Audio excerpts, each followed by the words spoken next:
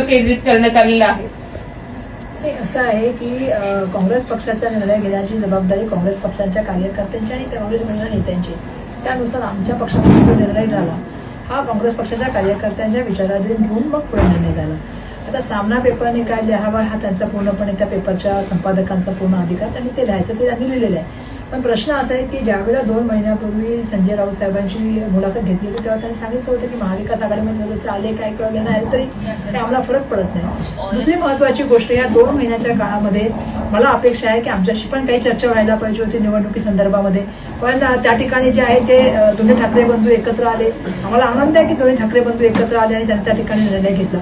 पण सुरुवातीपासून आम्ही आमची भूमिका स्पष्टपणे मांडण्याचं काम केलेलं आहे. तुम्ही माझी 2 महिन्यापूर्वीची भूमिका बघितली असेल किंवा आजची भूमिका बघितली असेल. मी स्पष्टपणे आजही माझी भूमिका हीच मांडत आहे की देशाच्या संविधानाला विचारसरणीला धरणारी जी मंडळी असतील त्यांच्याबरोबर आम्ही येणाऱ्या काळात जाऊ.